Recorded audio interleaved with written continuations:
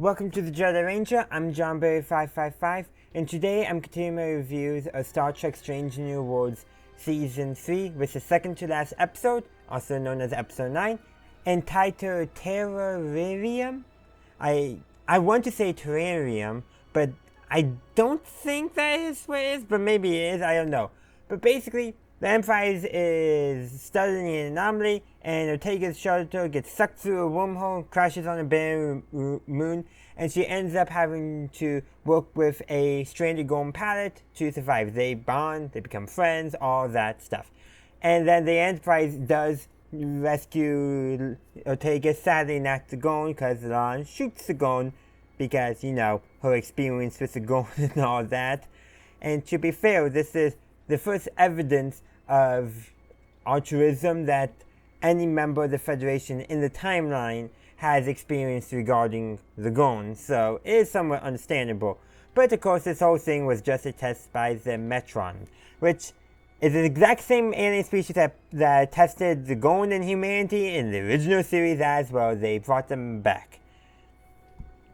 And granted, they only brought Ortegas and the Gon together to see if peace was possible. They didn't everything else about the situation, the bonding, all that was true between Ortegas and the Gon, which the Metron, or a Metron I should say, tells Ortegas. Of course, wipes her memory of that conversation with them.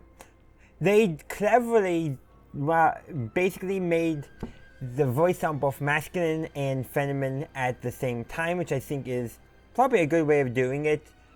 An alien species that humanity can't understand or fathom. Of course, it's going to be ambiguous on all that stuff. Really good there, in my opinion. And honestly, though, did they need to include that scene? I don't think so. That scene was pure fan service. It does not hurt. It does not hurt the episode that much. But it's just not needed because it's just bringing us at the fans like, yep, this is related to the test that we see later on in the timeline, but earlier in the production regarding the episode of the original series, Arena. And winking out to the fans, and it's not too bad in my opinion how they did it. However, did they need to do it? No, it was not needed for us to understand the storyline going on. Ortega's, in terms of her character development, needed this to overcome the trauma she had regarding the Gon, realizing that not all Gon are savages, and this Gon does not want to return to her people because she's injured and her people will kill her for that. And I think that maybe being injured is what helped her altruism come forward, perhaps.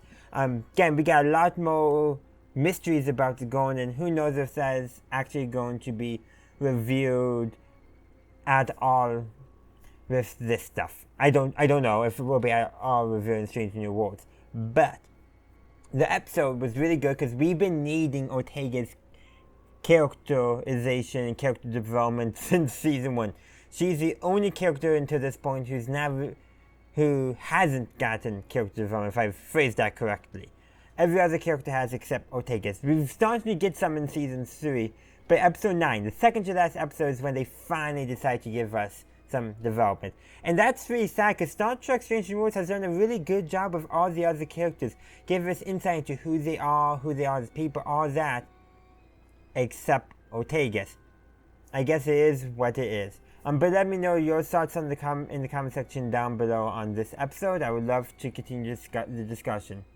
Thank you for watching my video. I do hope you enjoyed it. If you did, please be sure to give this video a like and share. Also, consider subscribing to my channel to stay up to date on all my latest content. In the meantime, thank you for watching, and as always, have a good day, a good night, wherever you are. May the Force be with you, always.